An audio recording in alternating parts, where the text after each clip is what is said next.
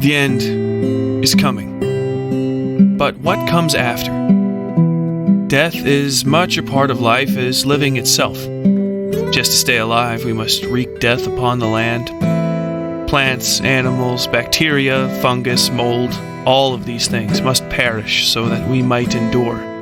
And we perish too, whether we want to or not, so that these things in turn might also eat. But death occurs on much larger scales as well. Stars die to fill the universe with complex matter. Buildings are raised to make room for new structures, or sometimes to just return some of the Earth back to itself. Incredibly, even abstract concepts like a civilization can die. In today's story, the world of the Westside Fairytales has become a graveyard following some long-off war and the cataclysm that brought it to an end. In this sepulcher of our old society, new life has begun to flourish. The Earth has begun to reclaim itself. Amongst the bones of a now dead and empty city, our protagonist, a lone soldier finishing out his last orders, pursues a group of men through the rubble. But he is not the only stalker amongst these broken buildings and desolate streets. Some other predator, larger and more ancient than human beings, is hunting the hunter. We'll get to that in a second, however. First, some announcements and this month's recommendations. As possibly a few of you know, I was up until recently part of the Himalaya network. Due to a lack of professionalism on their part, as well as some questionable business practices, I have parted ways with them permanently. If you have ever signed up for the Westside Fairytales Himalaya Plus, please discontinue your subscription immediately. I am no longer affiliated with Himalaya, and you won't be getting any content through that pipeline. I would ask that you switch your membership over to the Patreon if you'd like to continue supporting the Westside Fairytales. That out of the way, on to this month's recommendations, which are another book/movie double whammy. This month's literature recommendation is the 1953 novel Night of the Hunter by Davis Grubb. For anybody who doesn't know, Grubb is my favorite author of fiction in general, and also of my favorite book, the title of which you can only learn by joining our horror and lit club on Facebook, which I'll talk about a little later. Night of the Hunter is based loosely around the real-life murders committed by Harry Powers, who was hanged for killing 2 widows and 3 children in West Virginia in 1932. In the novel, the fictional Harry Powell passes himself off as a priest after being released from prison. While he was inside, a cellmate executed for his part in a robbery gone wrong mistakenly told Powell where the money from the robbery might be hidden on his property. Powell, a charismatic and unscrupulous sociopath, passes himself off as a pastor and former prison chaplain and ingratiates himself with the man's widow to get his hands on the money. He marries her and then kills her, but her children, already having sensed something off about the man, flee into the night. Their flight from Powell forms most of the novel's plot and is at times both harrowing and wonderfully comfortable, sort of a dark Huckleberry Finn vibe if I had to describe it. The book is absolutely everywhere, and you can get it cheap where you look. The novel itself inspired numerous modern writers, including the daddy of horror himself, Stephen King, and I consider it an absolute must-read for any true crime or high-stakes adventure fans. This month's random horror recommendation is the 1955 adaptation of Night of the Hunter by Charles Laughton and James Agee. Starring Robert Mitchum as the murderous, misogynistic Powell and Shelley Winters as the widow Harper, the movie is considered amongst the top 5 films of all time in numerous lists. I really can't stress this enough. It's one of the best movies I've ever seen. Filmed in black and white, the movie is both expressionist and surrealist at times, mostly after the fall of night when the shadows play over the walls in sharp and imaginative ways. If you take the time to watch it, many of the shots will have you doubting the movie was made more than half a century ago. One of the rare cases of the movie being better than the book, if only because the movie is perfect, Night of the Hunter is an absolute must-see. I wrote that in caps, so I hope my emphasis carries. This is one of my favorite movies, and anybody with a modicum of interest in film should consider this required viewing. I'll leave links to where you can find both the book and film versions of Night of the Hunter in the episode description, so check those out when you get a second. Now, without further ado, today's story. Within as Without.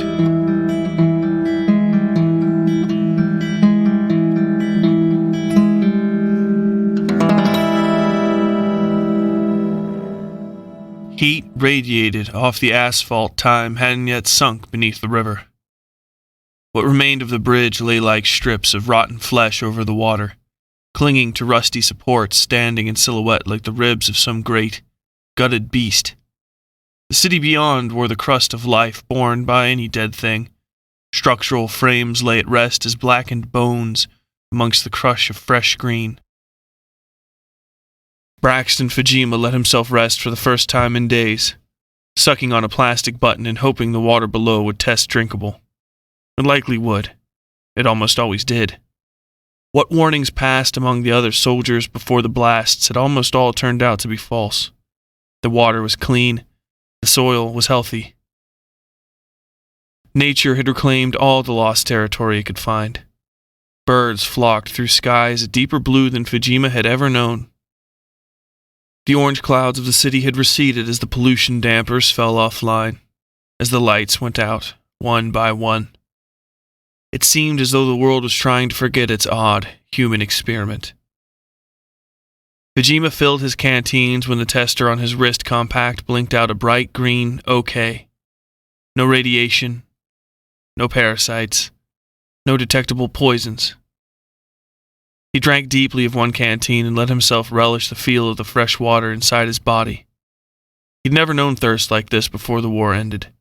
It was deep inside every cell of his body, a chronic dehydration that had made itself companion to the almost endless hunger. Hunger made him think of the deer he'd killed 2 weeks before. It had taken him 4 days to eat most of it. He'd dried some, doing a half-assed but serviceable enough job. Those were wrapped up in plastic scraps in his pack. He'd learned how to do the drying from a survival guide he'd scavenged from a library, along with an abridged Merc manual and 2 fiction books he hadn't had the time to open yet. He could only read in the day, and daylight was for walking. He rediscovered the tracks he'd been following for the last few weeks on the other side of the bridge. Crossing it was easier than he'd expected. It looked completely unsafe, but a natural bridge of silt and driftwood had formed in the wreckage, concealed somewhat by the moving water. The other party's footprints were fresh and partially filled, along with the occasional muddy handprints from somebody falling and then righting themselves. The tracks were painfully obvious. He crouched low and slid his rifle from his shoulder to scan the opposite bank for an ambush. He found only trees and the deep, abiding silence of the new forest. Prints by his feet suggested there were only 10 or so left in the party. They'd camped here for the night, leaving their fire to die on its own. Animals had pawed through the ash, looking for the source of the scent left by the molten fat that had dripped into the fire pit. It had rained 2 days prior, a short summer shower that came in around noon, but the ashes were dry and still warm in places. They had 1 morning's worth of a lead on him, maybe 2. Fujima scanned the edges of the encampment and saw the stake holes he knew he'd find. There were only 5 now, down from 10 when he'd started. He cursed under his breath, thinking of what had made the grease beneath the fire. His stomach rumbled. He sat and gnawed a hard strip of venison, chewed it like tobacco, savoring it to stave off the hunger pains. The fat he'd built up gorging on the deer had all but disappeared. He was leaner than he'd ever been in his life, and something had been coming alive in him in the months since he'd set out on this hunt. A sort of coldness in his skull, a heat in his neck when he held his rifle that he'd never felt before. When he looked at the world, he saw it. Every minute detail, every slight motion. Something stirred in the trees ahead of him, opposite the river and far left of where the party's tracks led into the ruined city. There was so little motion that he believed he'd seen none at all, but his rifle was up and cracking fire toward the subtle shifting before he could think. Something screamed, an inhuman noise that froze Fujima in place. Foliage crunched and crashed, and he saw the entire top of a tree shake. He ran, shuttling himself through the jungle gym of rusted beams and old steel wires embedded in the natural silt footbridge. The other party had rifles. Maybe they could use them, and maybe they couldn't, but they wouldn't need to be good shots if they caught him in this bottleneck. Whatever he'd hit didn't sound human, but shot-up humans rarely sounded like themselves. Nothing he could hear followed him as he rushed through streets so choked with weeds they could rightly be called meadows. Worn boots made little noise on the pavement, but he stepped lightly anyway, trying not to brush the thick-leaved vines hanging low from the eaves of the closest building. He stopped, looking down the street, a long stretch of open area with few safe places to hide. Without thinking, he ducked into the building, feet crunching over pebbles of broken glass. He pushed himself into the shadows and entwined his body to give the rifle a resting spot on his knee. His eyes were as coldly reflective as the rifle scope, the glass on the ground, the weather-worn shards in the window. He waited, unblinking. It passed the door a second later, lithe and long, a shadow against the bright daylight. Powerful shoulders moved it almost soundlessly over the same pavement he'd been standing on seconds before. Then it was gone. Too many tracks to follow, Fujima thought. The rifle was in his shoulder and pointed at the door, but there was nothing to shoot. The thing had gone. He waited another hour until leaving the cramped reception area where he'd taken refuge. There was still time to move, but not much. There was nowhere to run if the thing came back, and nothing that quiet and big ate vegetables to live. But if the other party turned back on their own tracks, he didn't have the firepower to hold them all off in a small space like this. So, he walked. Carefully at first, his heart beating hard in his chest. He cursed at himself to be calm, knowing a hard-beating heart meant burning calories. He'd have to eat the rest of the jerky tonight if he expected not to be dizzy or plagued by headaches the next day. He could feel the earliest signs of them already. The only positive thought was that large predators meant large game. Somewhere in this sepulchre, there was something to eat. Plenty of blood dotted the pavement where the thing had passed. Fujima couldn't imagine how badly hurt the creature might be, if it was still lithe and quiet after losing so much blood. He followed the tracks with his eyes, and then his mind, making a mental note of the way they curved away into the buildings. The thing had taken a heading away from both Fujima and the obvious tracks of the other party. His path lay to the east, and the thing's to the north, it seemed. Take yourself far from me, wandering soul, Fujima sang under his breath to the thing. Along that path lay a honeycomb city of broken windows and black, hidden places. The sunlight wasn't strong enough to break those shadows. The old snatch of song stayed with Fujima often these days. He sang the rest quietly. The light out here's fading. The place where you lived in my heart is cold. There was nobody to sing the accompanying verse, and he left the spot empty. He sang the rest anyway, watching a light mist roll off the tops of the buildings as the sun began to set. He camped on the third floor of what might once have been an office building, the dull and cubicle-filled sort he might have worked in if it weren't for the war.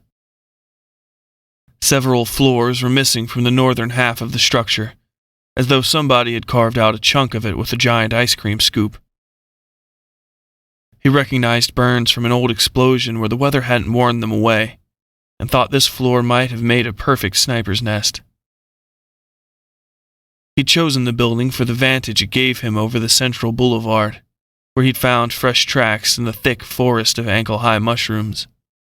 There were old tracks there as well, worn spaces from multiple trips. If there was a larger encampment, he was getting close, which wasn't good.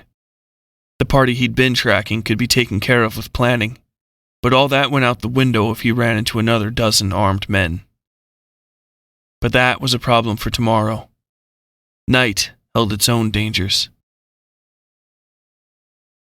He fiddled with the screen on his wrist until it activated the simple utility light. That and the water tester were the only things of any real use anymore. The digital compass worked only sometimes. The GPS and communications suite had gone out before the war had even ended.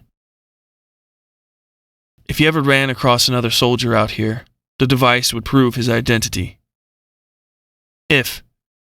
When he died, it would send out a signal marking his location until the little radioactive isotope that powered it died. The half-life on the battery was something like 50 years, though he hadn't gotten a new battery in it since before the comms and the GPS died.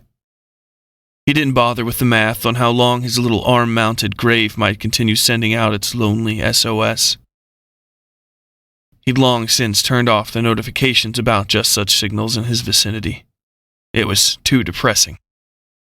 He used the light to work strips of piss-poor deer leather into wonky snare traps that would pull damaged parts of the office down if tripped. Possibly they'd just break, but the office was still full of loud things to tumble over. Old cans and rusted hulks of computer towers, staplers and desks and drawers. He figured this place had been evacuated early, maybe even near the beginning of the fighting.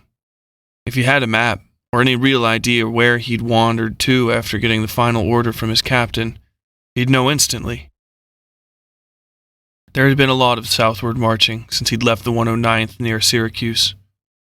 Some of the sub-cities he'd passed through still had their own neighborhood identities, names he recognized from news reports and movies when he was a kid. But after a while, after the rot set in, there was nothing more than the same old street names here and there. Vine, Maine, Martin Luther King Jr., Washington, North, South, 14th. Arteries and veins running through organs that no longer had any purpose. Empty avenues of blackened blood coursing through a bloated, blackened corpse. This is what everybody had called the city. Capital C.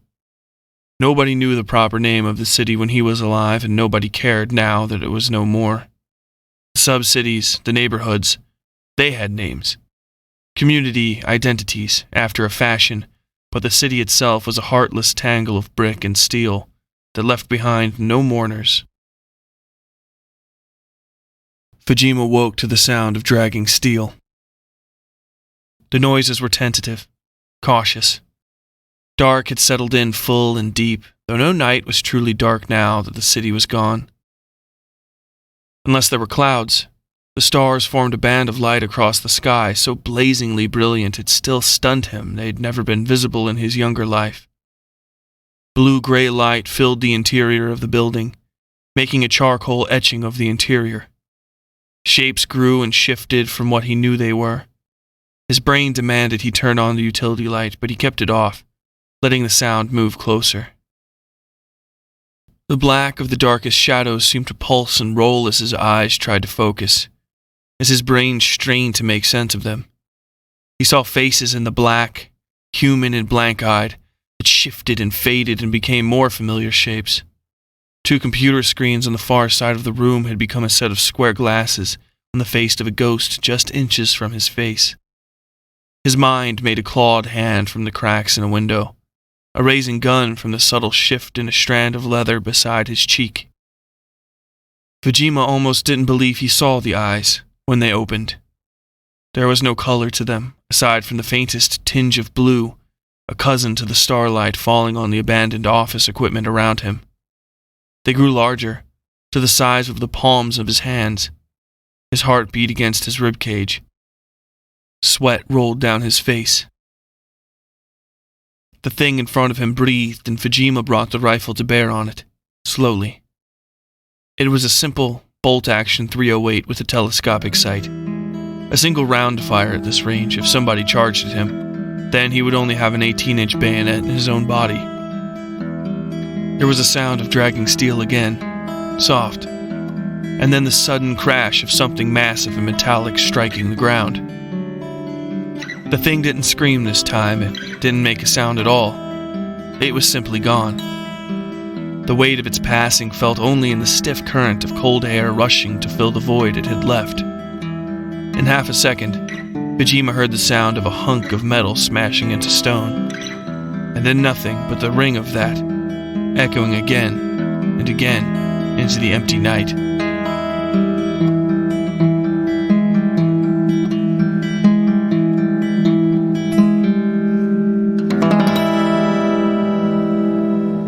Hey there, Westsiders. I hope you're enjoying another free, independently produced episode of the Westside Fairytales. While the Westside Fairytales will always remain free and available to the public, there are some things you can do to support the podcast and keep great horror fiction independent. If you have a moment, consider buying a bit of merch from the Westside Fairytales merch store at westsidefairytales.com/merch. Get yourself a t-shirt, a hoodie, or even a mug bearing our logo and show the world just how much you love hanging out on the West Side once a month. If you hate hearing me talk in the middle of episodes, or ads in general, consider paying just $1 a month at patreon.com/westsidefairytales for early release, advertisement-free episodes of the regular story episodes and the Westside Fairytales horror and lit club episodes.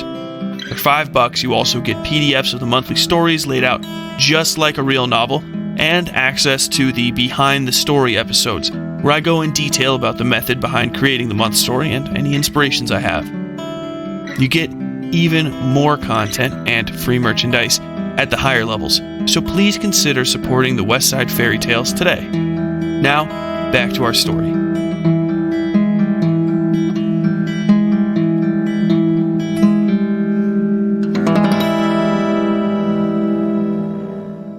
Fujima woke with a start into a gray morning.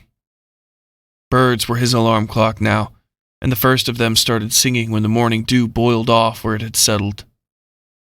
He begrudgingly chewed the last of his jerky, washing it down with most of his water reserves.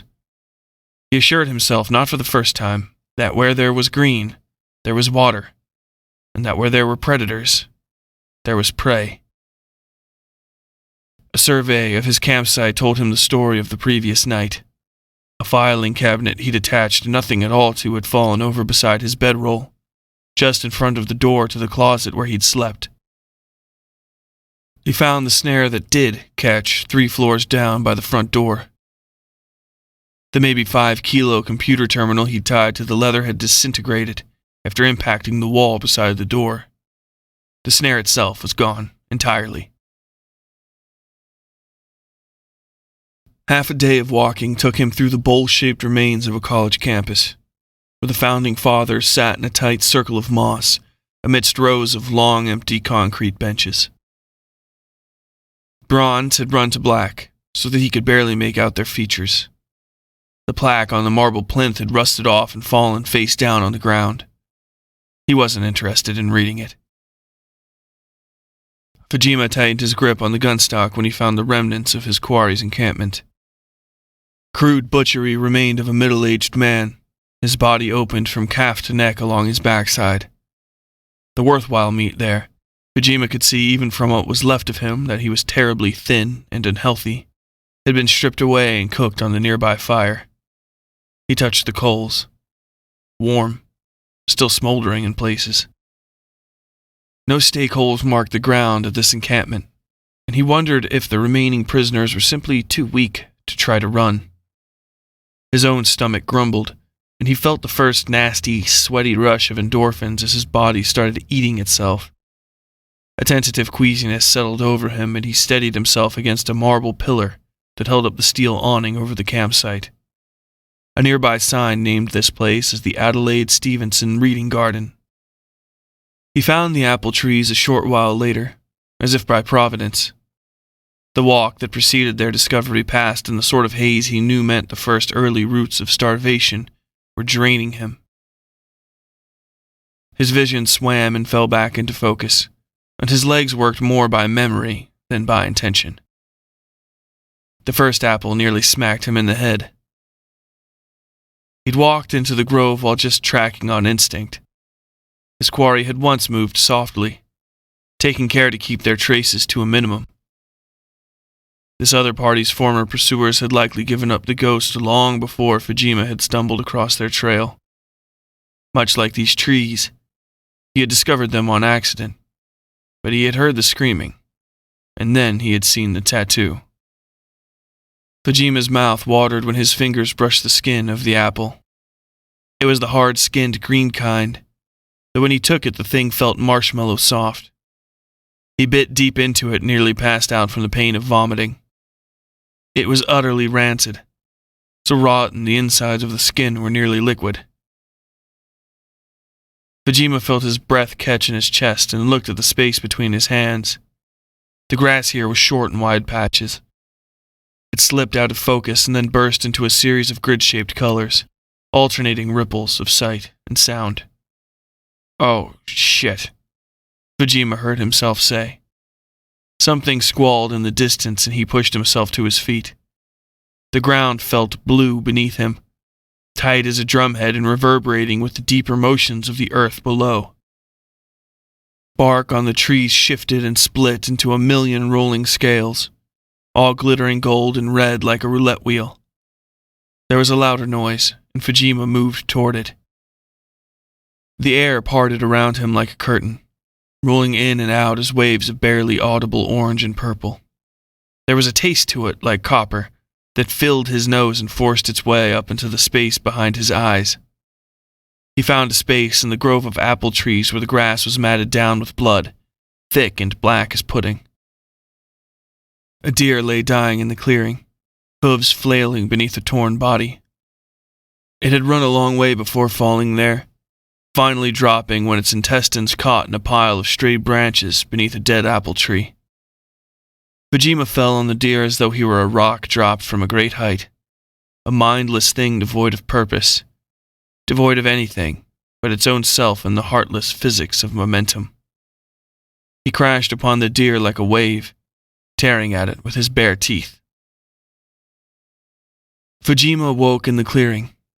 Deep night had come and was on him fully, so that again all he could see were the faintest traces of blue, odd shapes made worse by the clinging effects of the poisoned apple on his mind.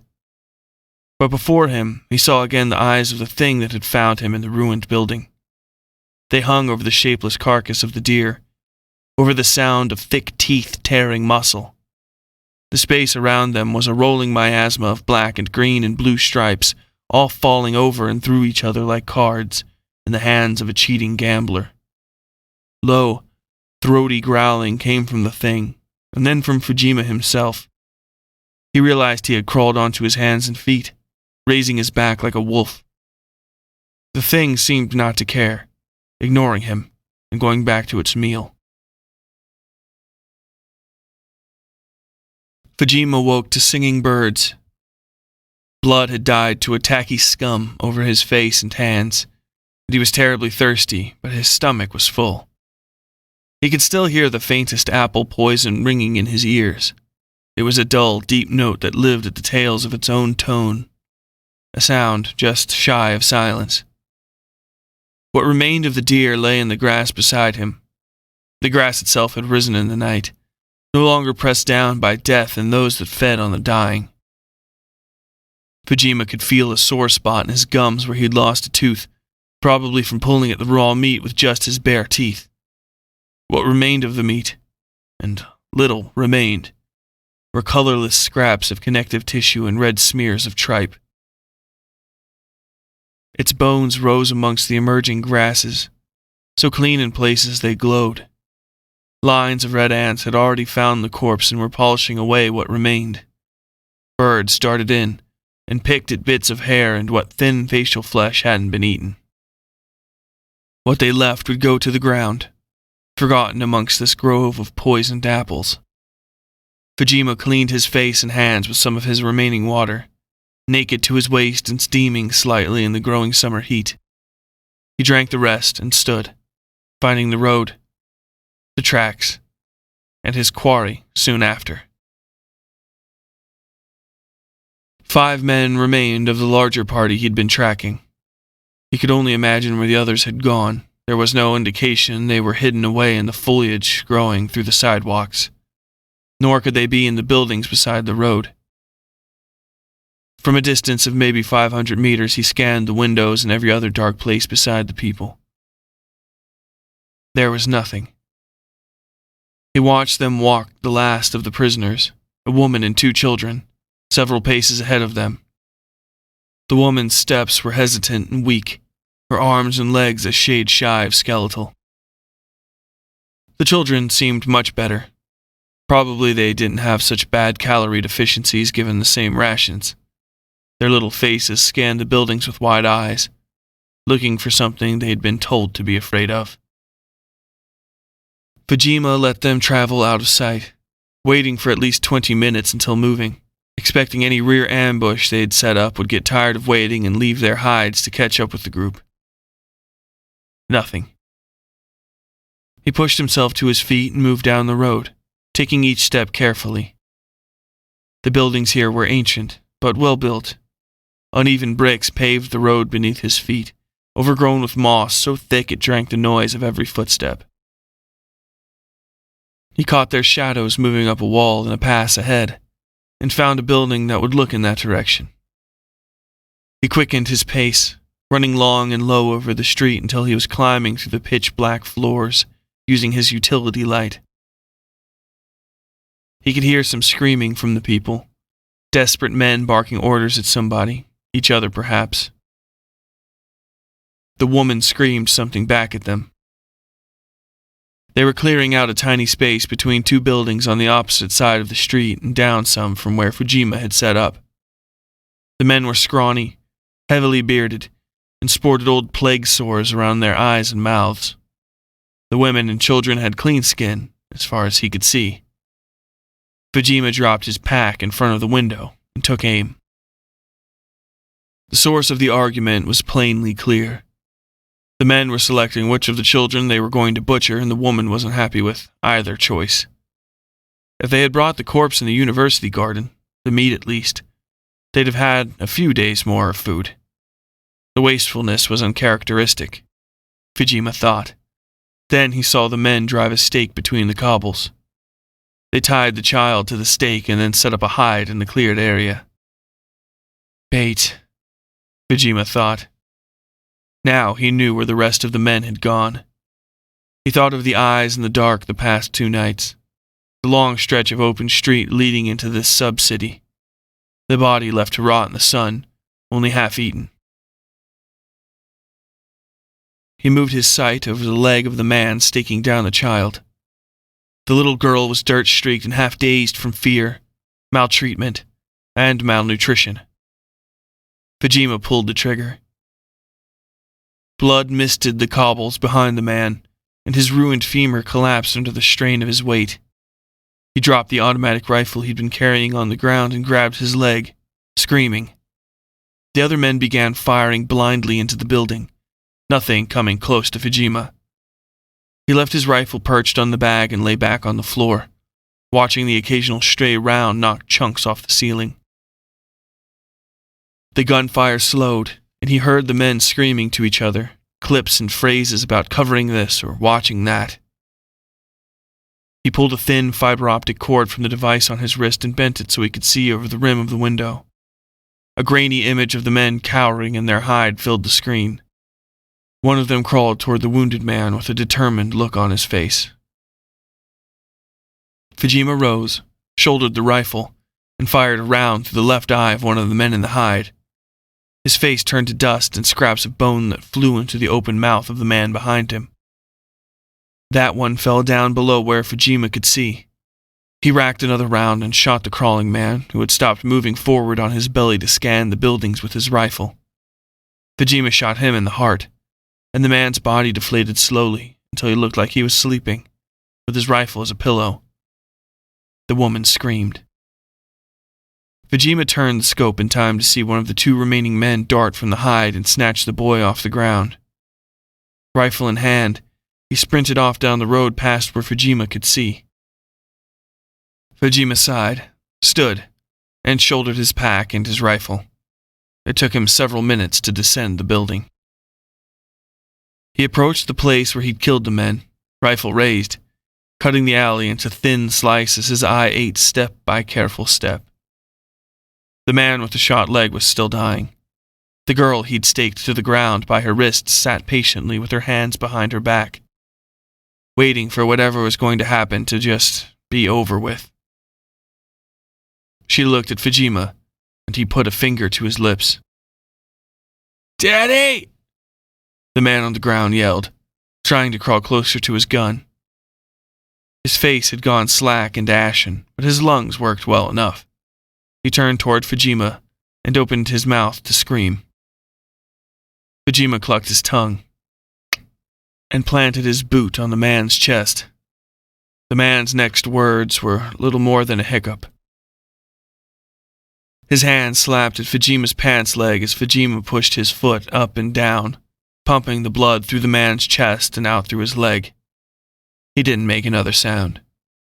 The girl watched with cold, sad eyes as the man died. "Jalen!" called a man from inside the hide. "Jalen, is it out there? What the hell is going on? Jalen!" The woman fell into sight and onto the cobbles, yelping when the bricks scraped her hands raw. Fujima brought the sight to his eyes slowly, and when the last man, Danny, he figured, stepped out, he shot him through the temple. It was a better and faster death than maybe he deserved. Fujima looked over the woman and child. Her eyes did the same, catching on the screen on his wrist, then taking a hard second look at his equipment. "Are you with the military?" she asked. She had her hands up in front of her, but she was edging closer to the girl on her knees. "There is no military," Fujima replied. He pointed at the girl. "Is she yours?" The woman shook her head. "Her mother died before we crossed the river," the woman said. The little girl began to sob. "I'm a friend of the family. We were headed for..." Fujima raised a hand. "I know where you're from," he said. "Don't care where you're going." He walked past both of them, scanning the streets ahead for the last man. He'd seen enough through the scope alone to know that was the one with the tattoo. "Take what you can off the dead ones and go west. There's folk past the mountains taking in strays." She maybe said something else. He didn't stay behind to listen. But after a while, he could hear her and the girl falling in behind him. They stayed at a distance, feet softer on the stones than even his. Fujima's breath caught in his chest. The buildings fell away after a turn in the road, and he found himself staring at the ocean. A breeze caught him in the face, and he could smell the salt of it. The last man, the one with the tattoo, was screaming on the beach. The boy hung limp from his arms, not dead, but probably unconscious. A clean, heartless sort of feeling washed away the months of stress and starvation. Fujima approached the last man slowly. He was yelling at somebody who wasn't there, another party that was supposed to meet him. He said he was on time. He said it wasn't fair. Fujima looked over the beach and saw nothing that suggested anybody had been here for months, maybe years. The way the sand kept its secrets, perhaps nobody had ever been here at all. They were a dozen paces apart when the man finally realized how close he'd gotten, spinning around and trying to get his rifle up to shoot at Fujima. Fujima didn't even aim, just shot the man from the hip. The bullet passed within an inch of the boy's swinging head and punched a hole beside the man's throat. Chunks of vertebrae and skin spilled onto the sand. The man dropped like a brick. The woman screamed and ran past Fujima, snatching the boy up with both hands. She said his name and caressed his face, trying to wake him. "Who?" the man gasped. Fujima meant to answer him, but a cold, ugly chill rolled up his spine. He turned back to the piles of reeds growing at the edge of the sandbar from where he'd came. The thing that had been hunting him, them, emerged. It strode casually, its massive forepaws carrying it forward in regal silence. In the interceding years since somebody had freed it from its last cage, it had eaten luxuriously. "Tiger," the girl said, pointing at the big cat. Its head seemed nearly half the size of Fujima's entire torso, a lithe box of orange and black muscle and teeth, marred only by an ugly wound channel running through its nose and up the front of its skull. The bullet Fujima had fired had nearly killed it, but it would not die. Not this thing. This thing would never die. It bared its teeth and growled, a deep, soft sound. Fujima lowered his rifle and drew his knife. He stepped backward and over the bleeding man. The woman and children breathed as quietly as they could, but both he and the animal could hear the bone deepness of their panic. The tiger darted forward and Fujima rose to his feet, screaming and waving the knife. The beast stopped, licking its lips and pacing back and forth over the sand. Fujima kept his eyes on it, kneeling and taking the man's arm up in his hands. He dropped his gaze only long enough to find the tattoo. Then he sliced the printed skin away and stepped back, holding the scrap of flesh in his hand. The tiger stepped forward, sniffed the dying man, and then grabbed his head in its jaws. The man moaned and then was gone into the reeds. In the last second before he disappeared, Fujima saw the eyes of two smaller tigers, kittens, glaring at him from the shadows. The exchange ended and he found himself alone on the beach. The woman and children had run at some point, and he could see the specks of them moving north. Perhaps they'd wise up when the terror faded and turn west, like he told them. He'd come from the north, and there was nothing there anybody wanted to find. More buildings, more cold, more death, black sickness, and what dared to live. He sat on the beach, listening to the bones of the city howling as the ocean-born wind blew through them. He found a lighter in his pack and burned the strip of skin with the feather tattoo, watching it turn and twist and burst into purple sparks and smoke. He tossed it onto the wet sand and watched it finish burning. It wasn't the last, of course, but it was one closer to being finished. Another small footstep closer to the true end of the war. The last drop in a rainstorm of blood that had fallen over the country. He rubbed his own arm, wondering what color he might burn if somebody stripped his skin someday. A thought for a more complex time, he figured. These days were simple.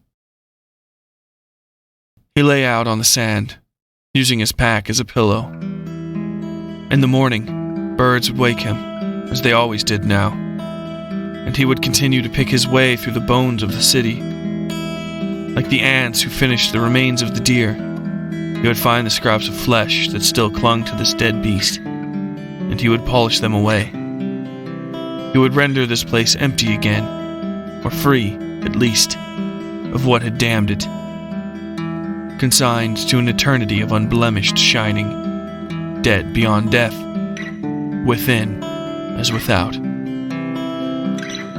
He parted his lips and sang for the tiger, hoping it could hear.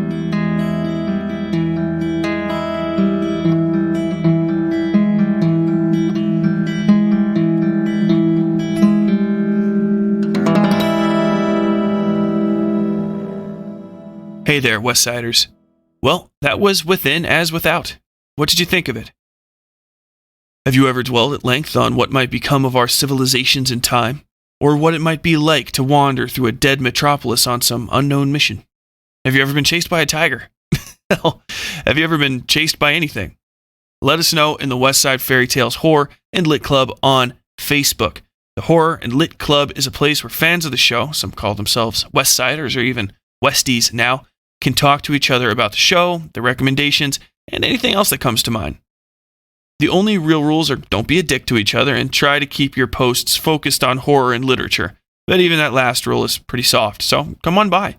Just search for the Westside Fairytales Horror and Lit Club on Facebook. Ladies and gentlemen of the Westside Fairytales, I am once again asking for your financial support. For real though, each episode of the Westside Fairytales takes something in the ballpark of 40 plus hours of work. Most of that is writing, reading, rereading, rewriting, and editing again and again until the stories are just where we want them. On top of that is the additional time sink of recording, editing, and all the miscellaneous extra things like paying taxes, marketing, and trying to untangle the constantly evolving mess of being fucked with by hosting networks. I'm only sort of kidding about that last part. Anyway, there's a lot of ways to support our work here, and the easiest by far is to just buy yourself a nice new official logo mug from the merch store at westsidefairytales.com/merch. Like I said during the promo break, we have plenty of options, and it's a great way to support the podcast and get a little something you can hold in your hands in return. For those of you who hate advertisements on podcasts, for just $1, you can get rid of those and not have to worry about hearing them again, at least on the Westside Fairytales. All you have to do is go to patreon.com/Westside Fairytales and subscribe at the $1 level. That'll give you access to an RSS feed you can plug into most any podcatcher to listen to the special episodes at your convenience. For $5, you get access to monthly ebooks of the episodes, as well as an entire backlog of story PDFs from the last season and a half, as well as access to the exclusive Behind the Story episodes, in which I discuss the creation of the month's story and talk at length about a million other things that kind of sort of inspired me to write it. And, of course, the most important thing you can do to support us is to share this show. Don't sweat leaving a review on Apple, but if you could share this episode on Reddit, on Facebook or Twitter groups, or even in forums you're a member of, it helps the show immensely. So if you like the Westside Fairytales, please share this episode with the world. Next month, we bring you the story of a moving crew tasked with emptying the contents of a huge old house on the outskirts of Portland, Oregon.